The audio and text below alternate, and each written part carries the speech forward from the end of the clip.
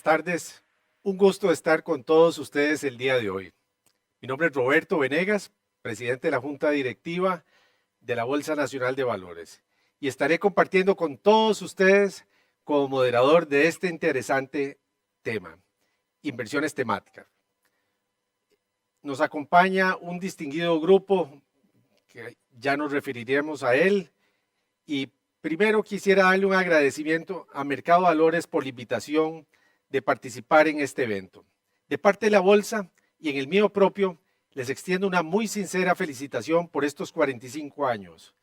La Bolsa también cumple 45 años y le agradece a Mercado Valores por la gran contribución que ha hecho a la industria bursátil, que se ha materializado de muy diversas maneras, allegando nuevos emisores, inversionistas, creando instrumentos de inversión como los fondos de inversión, los fondos inmobiliarios y brindando asesoría profesional en esta materia.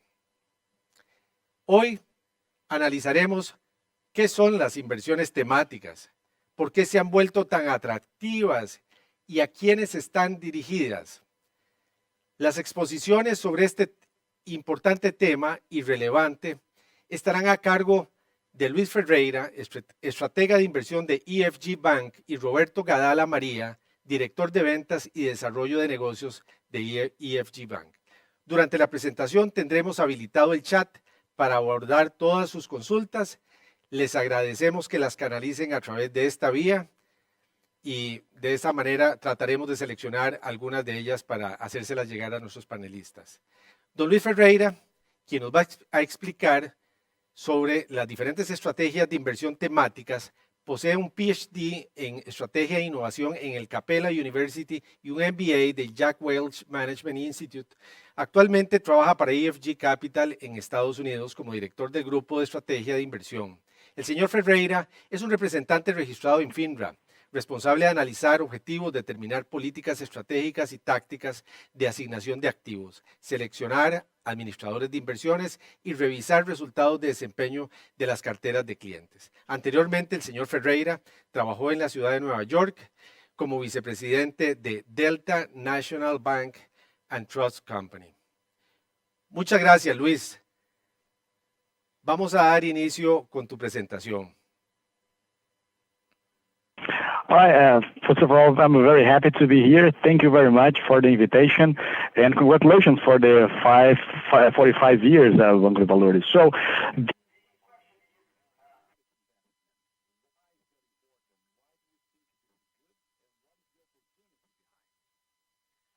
like thematics, pretty much because we're trying to achieve returns for the investors regardless the market conditions. What we mean by that is, regardless if the interest rate is going to 2 or 3%, if they're going to see the politicians, the Democrats or the Republicans, if inflation is going to be 3 or 2%, if you're going to have, the Delta variant or not, how can we invest in the world where right now we are in the all-time high in the equities and the all-time low in the credit spread? La parte más baja de parte de los créditos. Creemos que la respuesta a eso es las inversiones temáticas, porque en cuanto a las situaciones del mercado, estas cosas son tendencias muy importantes. Lo que me gustaría presentarles el día de hoy es que algunos de los temas que nosotros creemos que son muy relevantes. Por ejemplo, uno de los temas que creemos que va a crecer significativamente es la ciberseguridad. En cuanto a ciberseguridad, cuando pensamos en la cantidad de datos que existen disponibles en el mundo hoy día, hay hackers que están tratando de robar esa información y a veces eso puede ser muy costoso. Primero, ya sea que los mercados, veamos si el mercado está creciendo o no, y veamos los últimos 17 años. Podemos ver que el mercado de ciberseguridad está creciendo 60 veces su tamaño en los últimos 17 años. Y después del COVID, creemos que existe todavía mucha oportunidad para crecer más.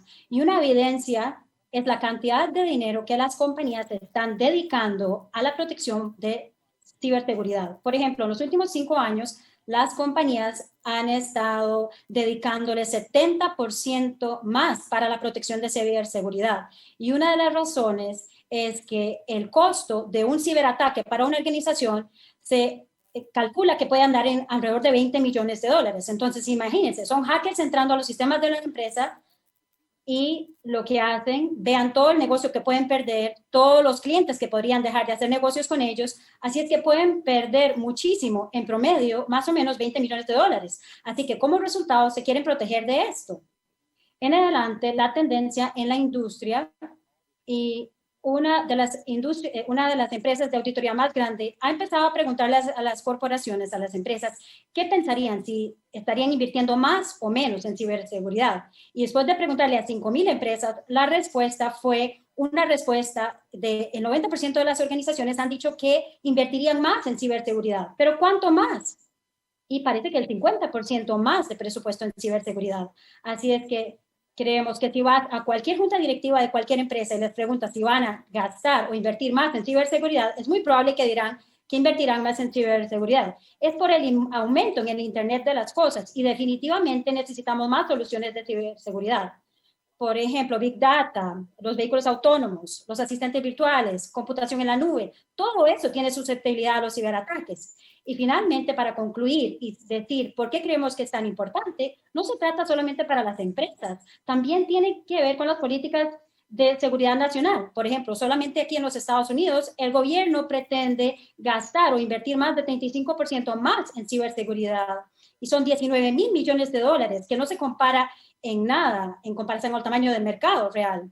Así que pensamos en este tema y cuando buscamos alternativas, aquí vemos esta canasta de ciberseguridad que le damos seguimiento en EFG Capital y en los últimos años vemos que se está comportando y un desempeño mucho mayor, casi 22% en cuanto a retornos. Así que en cuanto a liquidez y la transparencia también es muy importante para nosotros en EFG.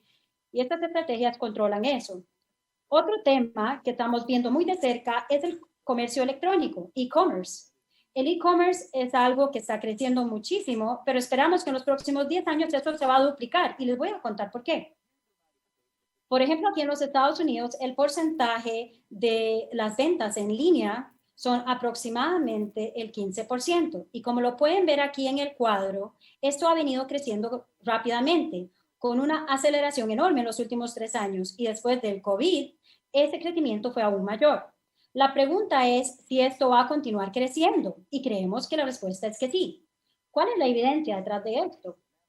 Cuando se hace investigación y se le pregunta a la gente si comprarían un producto antes de verlo personalmente, tendemos a ver que las generaciones más jóvenes contestan de que sí. Y eso dice que los millennials, el 95%, el 85% dicen que sí comprarían un producto sin haberlo visto antes. Pero incluso la generación de los baby boomers de los años 50 y 60 también dicen, casi el 80% contesta que también lo comprarían. En realidad eso se aceleró aún más a raíz de la pandemia. Y casi todo el mundo ha comprado cosas en línea durante COVID.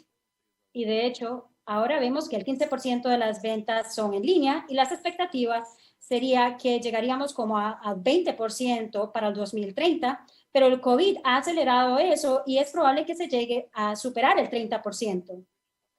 Así que del 15% y llegará aproximadamente a 30% y quiere decir que ese mercado se va a duplicar. La pregunta es si esto es lograble y creemos que la respuesta es sí, porque en el Reino Unido, por ejemplo, ya están las ventas en línea a un 30%. Quiere decir que de cada 3 compras, una de ellas ocurre en línea. Y eso no solamente es comprando acciones de Amazon, estamos hablando también la cadena de suministro, tecnología, gestión del inventario, los líderes en servicio al cliente. Todo eso también está relacionado con el tema del comercio electrónico. También cuando empezamos a buscar el rendimiento o desempeño de este tipo de estrategias, durante los últimos 3 años, regresando, podemos ver que las estrategias de e-commerce han estado desempeñándose al 20, casi 30% al año, mucho más alto que el S&P. Y creemos que esta tendencia va a continuar y que es algo en lo que todos deberían de participar.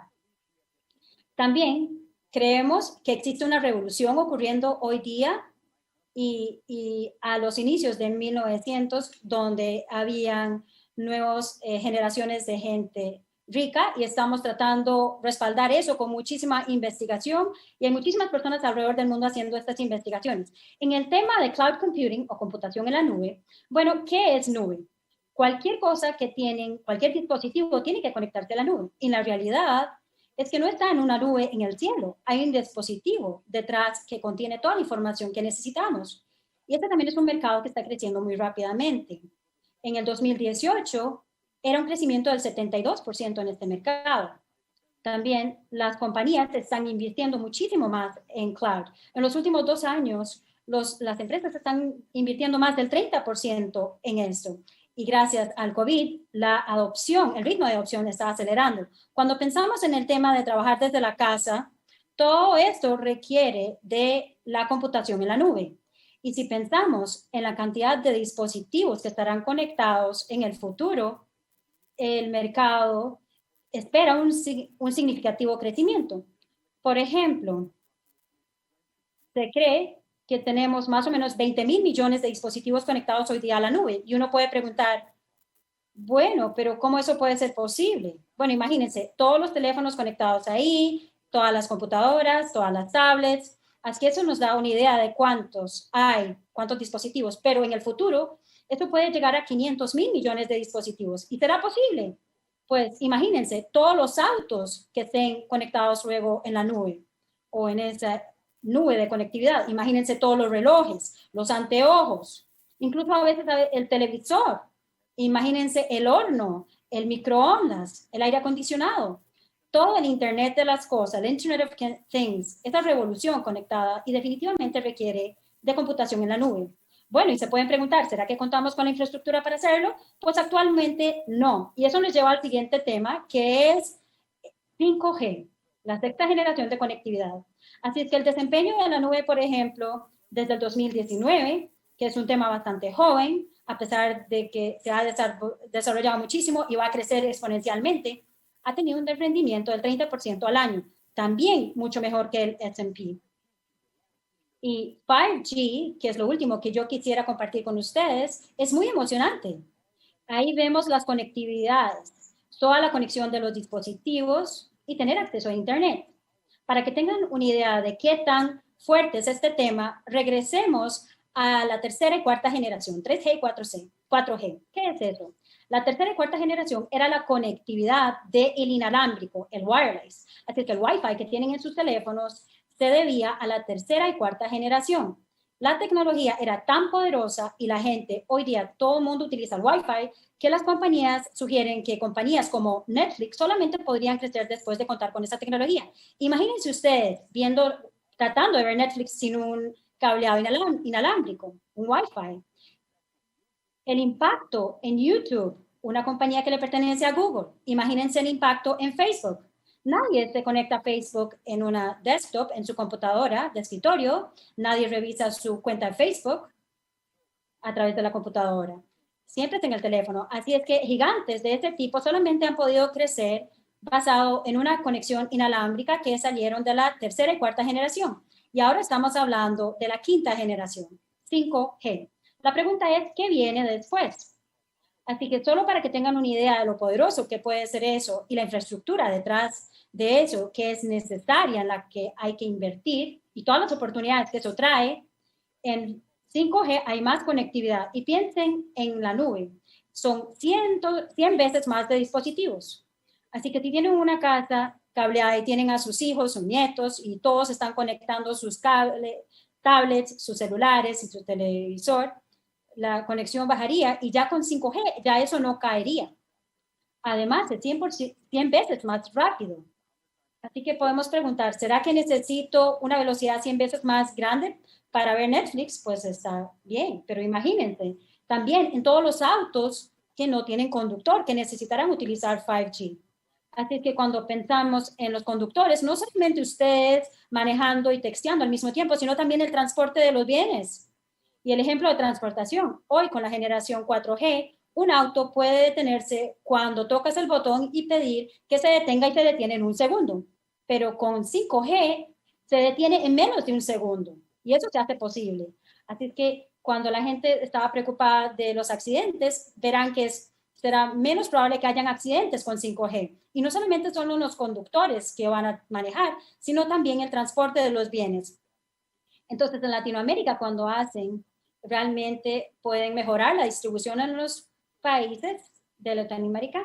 Así que definitivamente también es un tema que le interesa a los gobiernos y este es un mercado enorme. Estamos hablando de 13 trillones de dólares de este mercado, casi la mitad de los Estados Unidos. Y creemos que los inversionistas pueden aprovechar eso. Así es que para concluir, ¿cómo podemos capturar todo este tipo de cosas aquí en EFG? Es muy difícil encontrar estos temas y para encontrar las empresas adecuadas en el momento oportuno. Así que lo que hacemos es lo que hacemos el Future Leaders Panel. Y nosotros decimos, bueno, no sabemos cómo encontrar estas compañías, porque eso es algo muy difícil de hacer.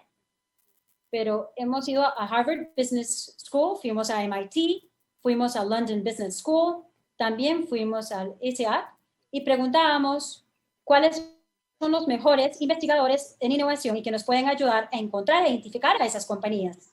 Pudimos encontrar a estos profesionales, creamos el Future Leaders Panel, el panel de expertos, y tratamos de encontrar quién es la siguiente empresa como Apple, como Netflix, como Google.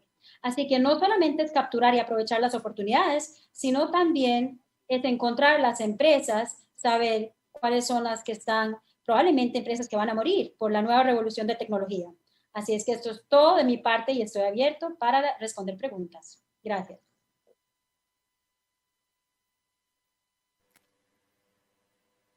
Muchísimas gracias, Luis. Una interesantísima presentación de cómo la revolución tecnológica está impactando los mercados y está generando múltiples oportunidades en todo el quehacer humano. Sin duda alguna son temas que tenemos que tener presente y aprovechar todos en nuestras respectivas áreas para sacar ventaja.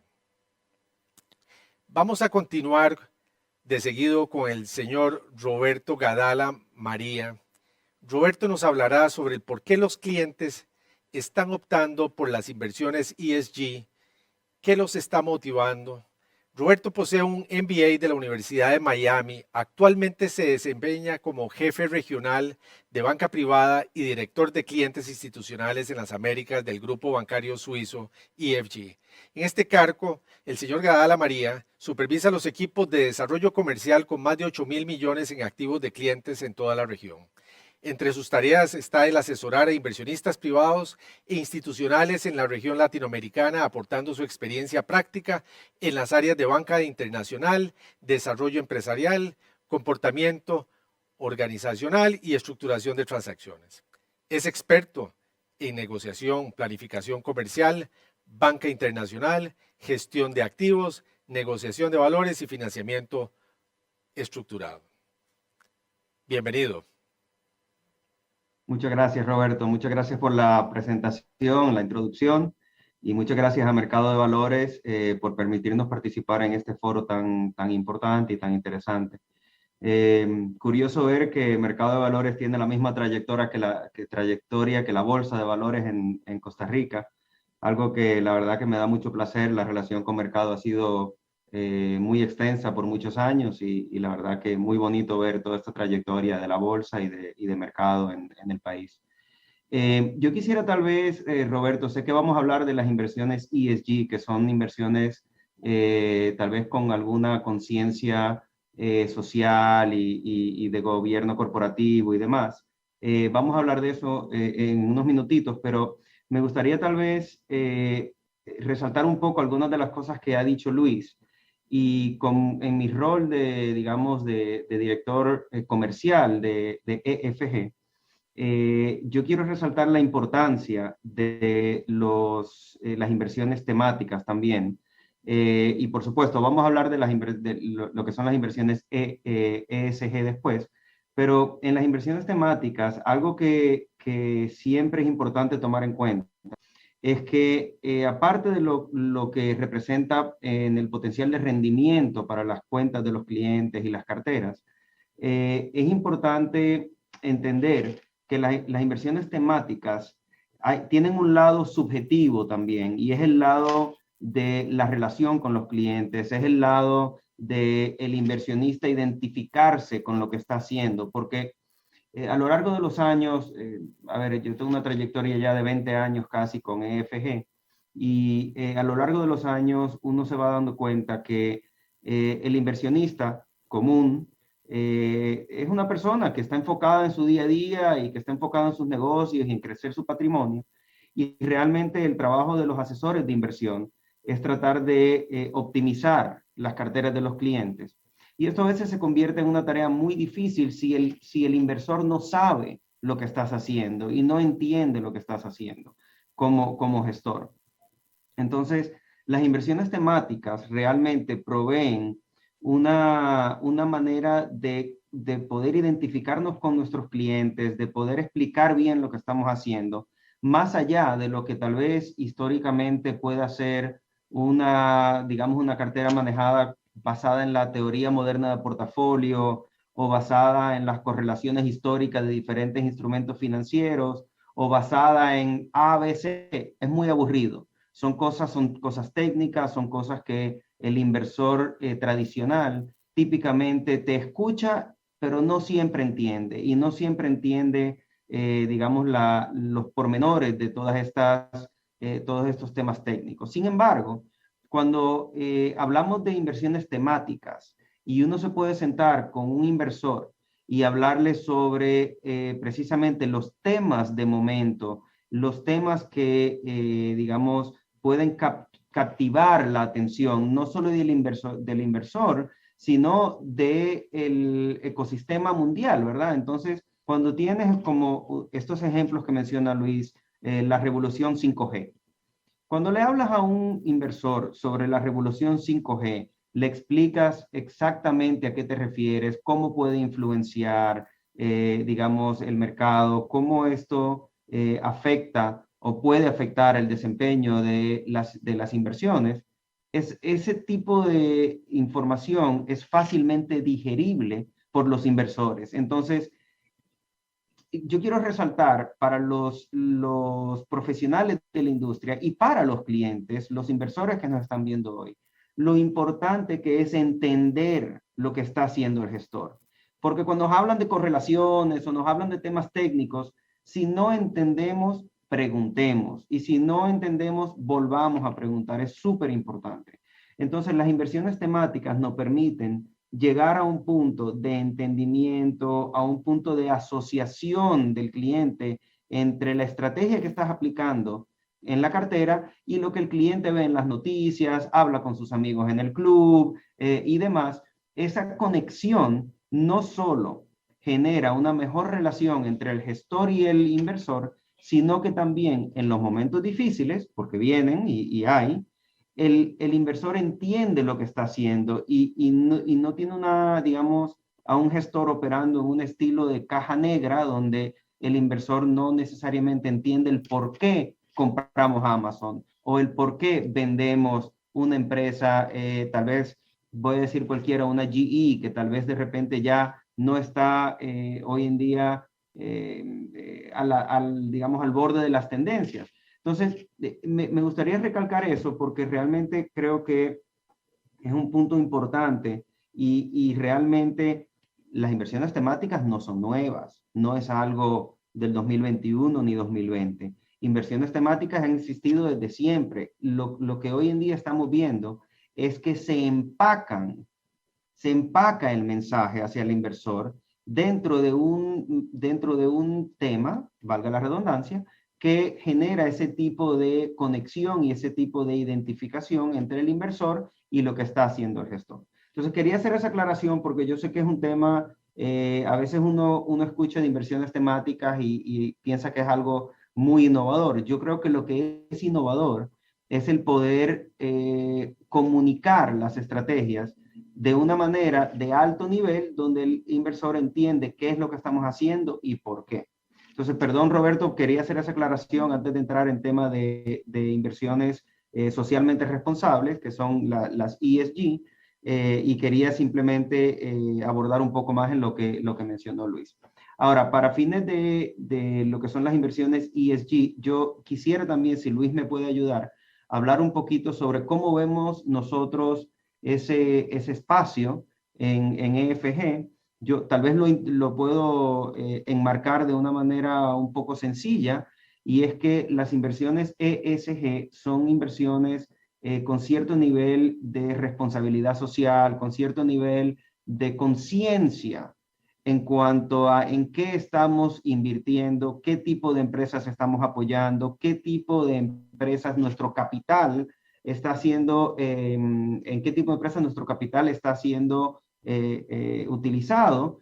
Y es importante porque al final del día los retornos, pues sí, son interesantes, y de eso, con los retornos se nutre una cartera, pero también está la satisfacción de saber que el capital que uno está utilizando se está utilizando para el bien del mundo en general y para el bien de temas muy específicos, de los cuales pues le pido a Luis que nos hable un poquito, y si quiere, Roberto, podemos ampliar del tema en el lado comercial y qué representa eso para los clientes.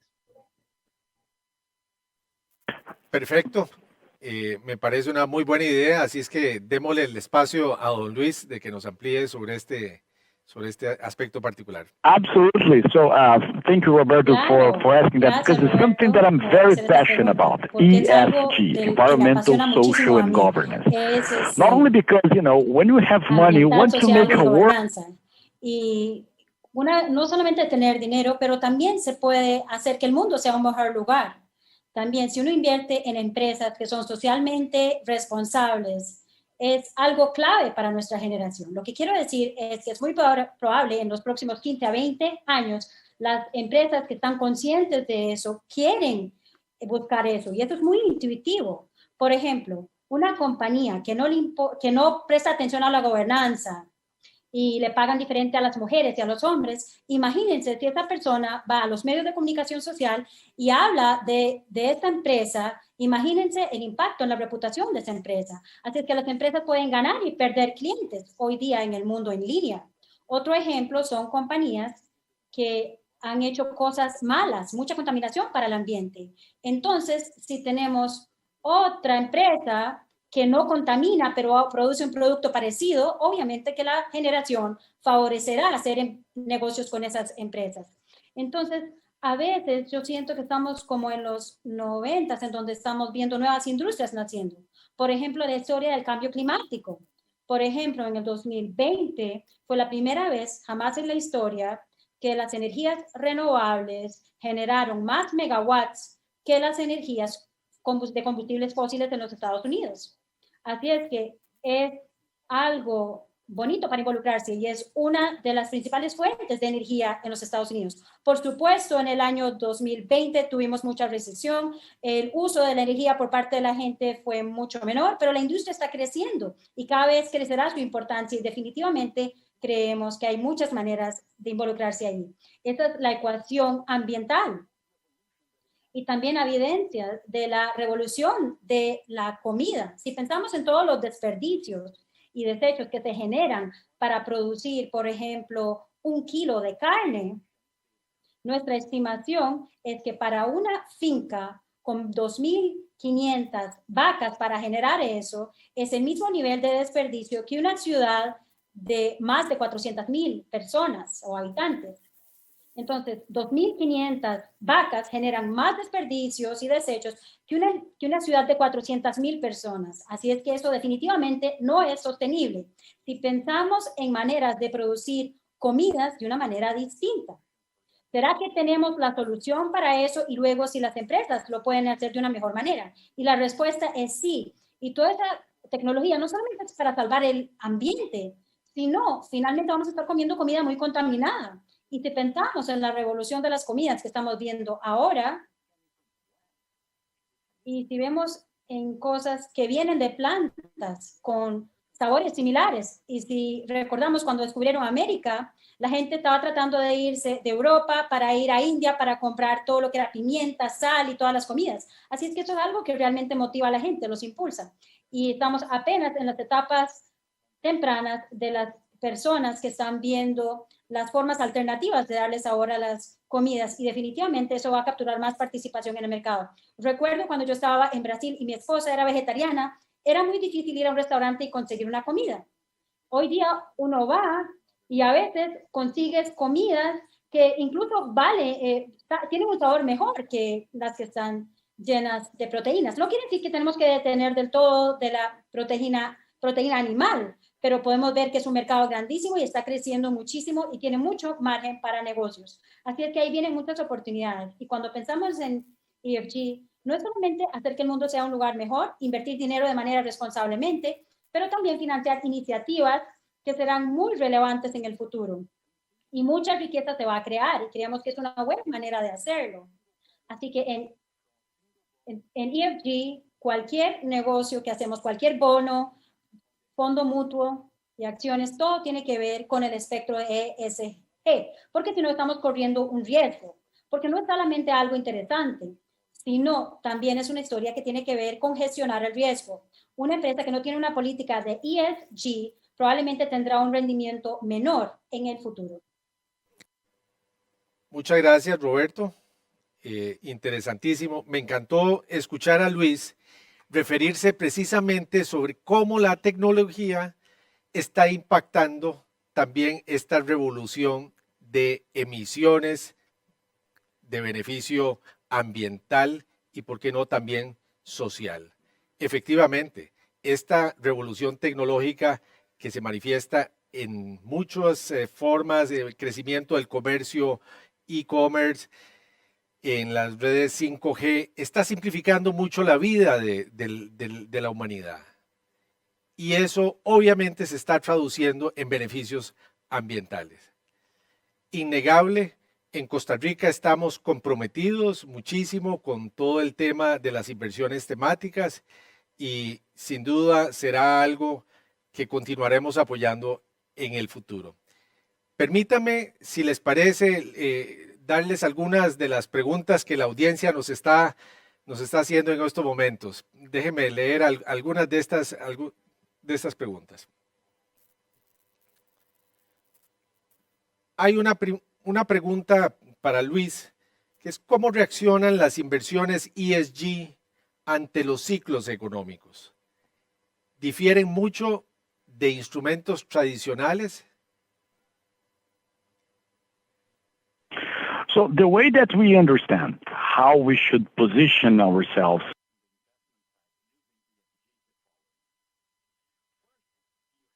es así.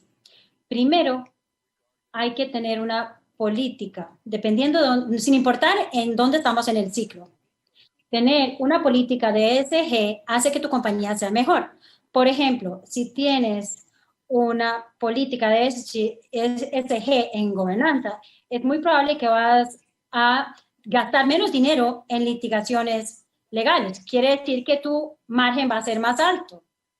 Y eso es bueno para tener una política de ese tipo, para aprovecharla. Otra ventaja es para explorar los commodities, los bienes comunes. Si tienes una política ESG fuerte, es poco probable que tengan grandes multas por parte del gobierno debido a la contaminación que le hacen al medio ambiente.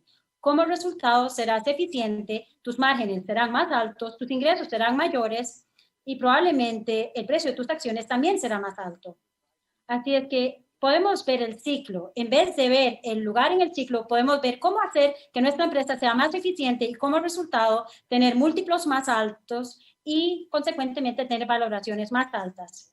Así que cuando vemos esto, como en el pasado, cuando se hacían valoraciones, por ejemplo, solamente vemos la información financiera, cuánto van a crecer con la tasa de descuento, y luego tenemos una valoración indicativa de la empresa. Ahora es, ¿cómo vas a lograr eso si no cuentas eso en cuenta? Estamos descontando en las empresas más porque pueden llegar a tener multas por parte del gobierno. Por ejemplo, en Latinoamérica, vemos en los últimos 10 años la cantidad de fraudes que han existido, los casos de corrupción que han habido. Una de las razones que hemos entendido era la falta de una política fuerte de ESG por el lado del gobierno.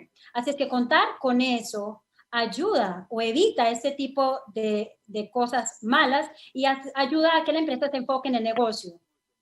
Así que tiene que ver con los sectores que se van a beneficiar si están en la parte temprana del ciclo en lugar de la parte tardía del ciclo, pero sin importar el ciclo, eso ayuda a que tenga un mejor rendimiento en el futuro. Tengo una pregunta para Roberto. Yo tuve recientemente la oportunidad de ver una gráfica de las emisiones temáticas y es una gráfica de crecimiento exponencial. Detrás de esas inversiones, lo que hay principalmente son inversionistas institucionales. Y eso ha sido así, es parte de sus políticas, es en lo que están invirtiendo y están dispuestos a pagar un precio más alto por esas emisiones.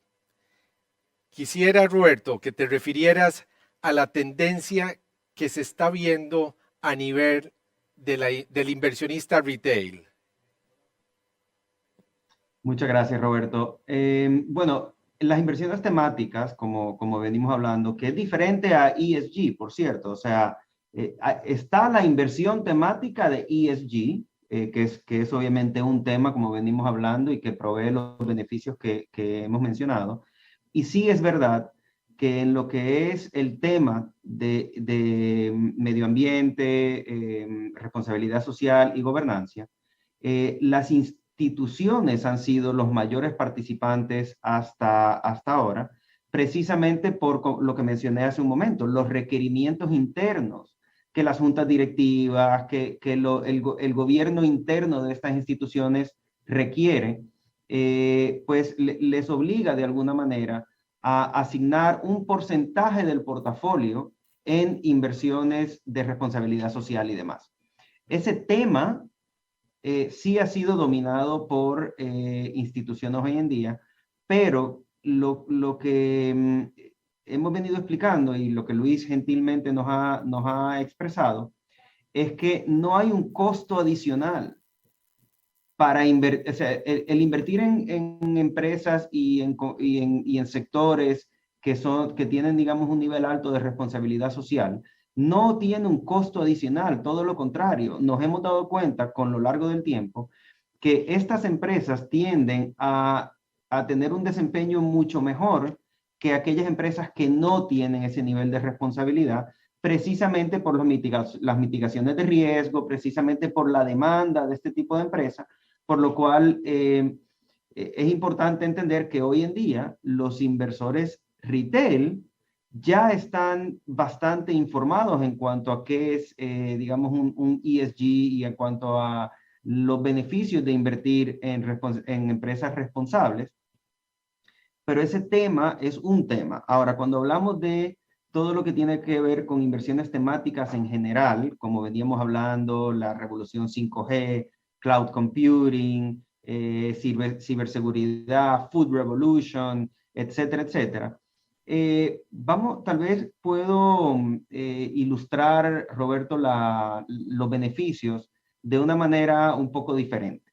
Acá nosotros en EFG utilizamos mucho el concepto de un portafolio núcleo para los clientes, complementado con inversiones temáticas que nos proveen espacios de alta convicción en algún tema, ¿verdad? Entonces, eso realmente suena bastante sencillo, pero cuando lo aplicas a un portafolio de un inversionista retail, el inversionista retail, como mencioné hace un momento, a veces se le hace muy difícil a, no sé, a un chef, a un abogado, a un arquitecto, a un dentista, poder entender los temas técnicos de por qué hay que diversificar en diferentes sectores, de cuáles son las correlaciones entre un sector o un tipo de activo y el otro, qué significa la teoría moderna de portafolio. Son temas que, claro, cualquier persona puede leer un poco, estudiar y entenderlo, pero no son temas naturalmente que prevalecen en el público retail.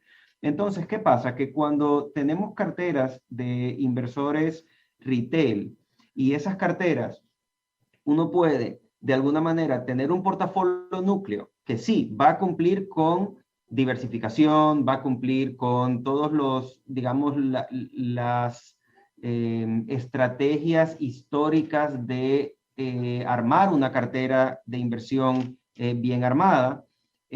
Cuando a esa cartera núcleo le agregamos algunas inversiones temáticas como focos de convicción, lo que hacemos es que rompemos un poco la sobrediversificación y al poder tener alta convicción, por ejemplo, en la tendencia de 5G, eso es algo que tiene una historia, tiene una lógica, el inversor lo entiende perfectamente bien, pero más allá que eso, tiene ese componente de alta convicción en un sector muy enfocado, que luego nos permite lograr ese sobredesempeño sobre una cartera que de repente solamente está armada utilizando la estrategia moderna, digamos la teoría moderna de portafolio, utilizando una estrategia de inversión de muy alta diversificación. La diversificación es buena, es muy buena, pero la sobrediversificación no te va a dar nunca un alto desempeño por encima del estándar, porque estás tan diversificado que lo que vas a obtener es simplemente el retorno del mercado. Cuando tú complementas como inversor una cartera bien diversificada y le agregas focos de convicción que el inversor retail pueda entender, pueda seguir, pueda ver las noticias y decir, esto que estoy viendo en las noticias me conviene en mi estrategia porque yo entiendo la estrategia y sé que lo que estoy viendo en la noticia hace sentido con la historia y la lógica de lo que yo entiendo, en donde yo entiendo que he puesto con alta convicción en mi cartera de inversión. Tal vez tomé el camino largo para explicarlo, pero quiero resaltar lo importante que es tener alta convicción en estrategias sobre las cuales uno entiende que va a haber un sobredesempeño, tener alta convicción e incorporar esa alta convicción en las carteras de inversión para poder tener un sobredesempeño sobre el mercado en general. De lo contrario, si solamente sobrediversificas una cartera de inversión, lo único que vas a poder obtener es el retorno del mercado. A veces es bueno, a veces es malo, pero cuando puedes complementarlo con estrategias satélites al lado de tu estrategia núcleo, esa ha sido una de las, digamos, de las maneras que EFG ha podido enfrentar el nuevo mundo, el cual cada día es más complejo, cada día es más difícil entender lo que está pasando en el mundo.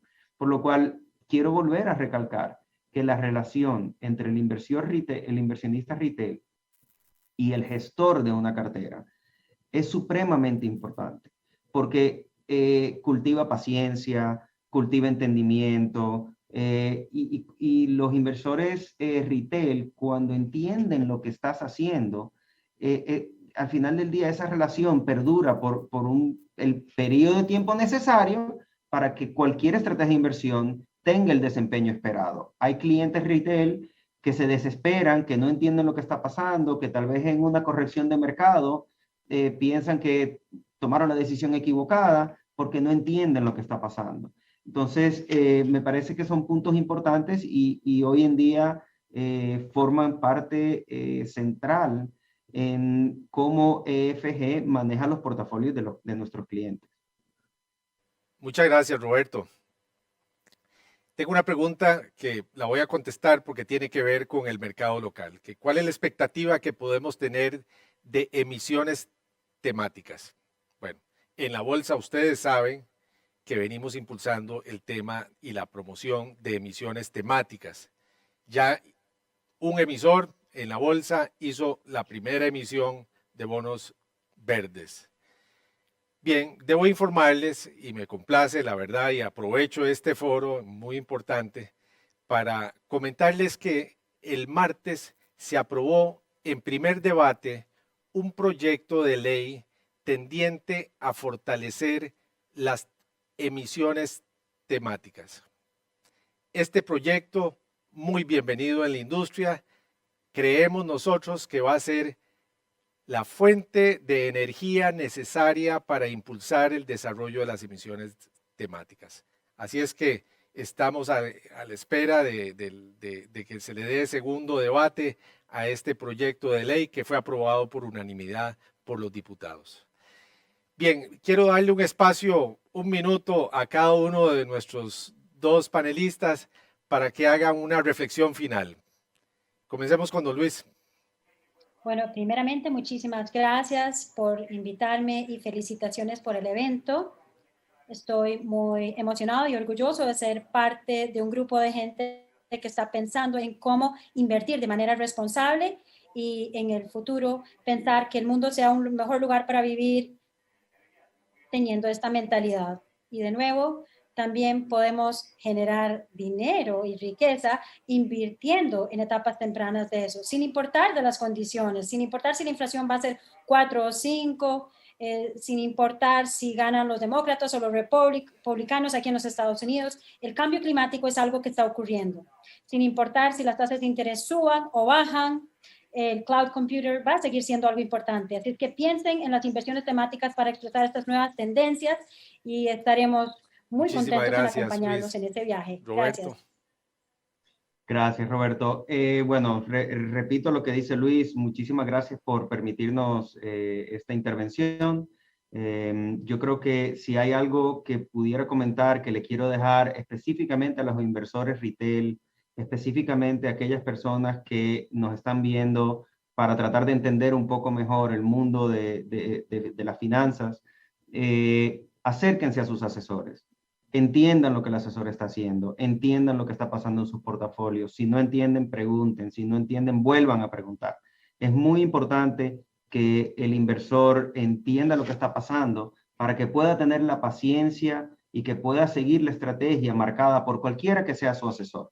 Entonces, con eso los dejo con esa idea. Las inversiones temáticas definitivamente son una manera de empacar ideas y estrategias de una manera que hace sentido y que ustedes, los inversores finales, pueden entender. Con eso les agradezco de nuevo. Roberto, muchas gracias por la introducción y muchas gracias por el espacio. Muchísimas gracias, Luis y Roberto. Ha sido un privilegio tener este análisis y apreciaciones de ustedes ante lo que podemos esperar de la inversión extranjera en la región y en nuestro país en inversiones socialmente responsables. Muchas gracias a todos los que nos han seguido en la transmisión de este evento, que lo que ha hecho es confirmar la importancia que la industria financiera debe dar a las emisiones sostenibles y responsables con el ambiente. En mi carácter de presidente de la Junta Directiva de la Bolsa Nacional de Valores, estaremos brindando todo el apoyo necesario para impulsar iniciativas en esta dirección. Y le agradecemos a Mercado de Valores de Costa Rica por haber organizado esta actividad que está totalmente alineada con los proyectos estratégicos que desde la Bolsa estamos impulsando. Entiendo que la agenda de este Summit, organizado por Mercado de Valores de Costa Rica, tiene más actividades durante el resto del día, de manera que estoy seguro que podrán disfrutar de seguido de los siguientes temas de análisis. Les deseo una feliz tarde.